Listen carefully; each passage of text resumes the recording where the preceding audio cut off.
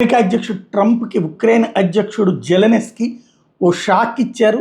ఏదైతే ట్రంపును పుతిన్ కలిసి కూర్చున్నటువంటి వ్యవహారం 3.5 ఏళ్లకు పైగా కొనసాగుతున్నటువంటి రష్యా ఉక్రెయిన్ యుద్ధానికి తెరపడేలా చేసేందుకు చేస్తున్నటువంటి ప్రయత్నం మీదన రివర్స్లో మాట్లాడుకొచ్చారు జెలెన్స్కీ.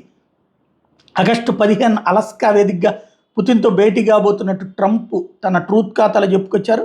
దీని మీద తాజాగా జెలెన్స్కీ మాట్లాడుకొచ్చారు. రష్యా ఉక్రెయిన్ మధ్య కాల్పుల విరమణ ఒప్పందం కుదురుతుందంటూ ట్రంప్ ఆశాభావం వ్యక్తం చేస్తే అందుకు కొన్ని భూభాగాలు వెనక్కి తీసుకోవడం మార్చుకోవడం జరుగుతుంది, ఇరు పక్షాలకి మేలు జరిగేలా భూభాగాల మార్పిడి ఉంటుందంటూ ట్రంప్ చెప్పుకొచ్చారు. అయితే ఏ ప్రాంతాలు మార్చుకుంటారు, ఎవరు ఏ భూభాగాలు తీసుకుంటారనే వివరాలు చెప్పలేదు.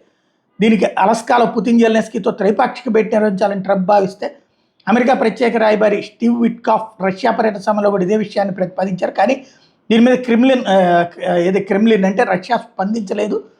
వాస్తవానికి ఇది ఒక పక్కన నడుస్తుండే తాజాగా జెలెన్స్కీ తేల్చి చెప్పేశారు. అయితే ఇది వేస్ట్ అని చెప్పేసి ట్రంప్ పుతిన్ భేటీలకు సంబంధించి ఉక్రెయిన్ ప్రాదేశిక సమగ్రతను దెబ్బతీసే చర్చల్ని ఆమోదించబో, శాంతి స్థాపన కోసం నిర్వహించే సమావేశంలో మా గళాన్ని వినిపించాల్సిందే, అంతేగాని ఆక్రమణదారులకు ఉదారంగా మా భూభాగాన్ని వదులుకోలేం.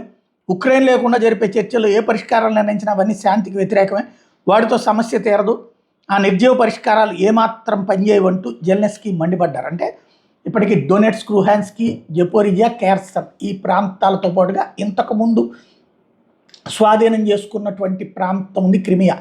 ఆ క్రిమియాని వెనక్కి ఇచ్చేయడానికి రష్యా సిద్ధపడుతోంది. అదే సందర్భంలో ఈ డొనెట్స్క్, లుహాన్స్క్, జపోరిజియా, ఖెర్సన్లను తమకు వదిలేయమంటుంది, అక్కడ రష్యన్స్ ఎక్కువగా ఉన్నారు కాబట్టి అన్నటువంటిది ప్రస్తుతం ప్రధానంగా వినబడుతున్నటువంటి మాట. దానికి ఇప్పుడు నన్ను కూడా కూర్చోబెట్టుకుని మాట్లాడండి, ఉక్రెయిన్ అధ్యక్షుడు కూడా కూర్చోబెట్టి మాట్లాడితే కనుక ఖచ్చితంగా ఉక్రెయిన్ అధ్యక్షుడు ఒప్పుకుంటాడు. కానీ అంటే దాంట్లో కొంత దెబ్బ అయితే తింటది. ఎందుకంటే ఒక దేశపు భూభాగాన్ని వదులుకోవడం అంటే ఆషామాషి కాదు కదా. అదే విషయం ఇప్పుడు జెలెన్స్కీ చెప్తున్నారు.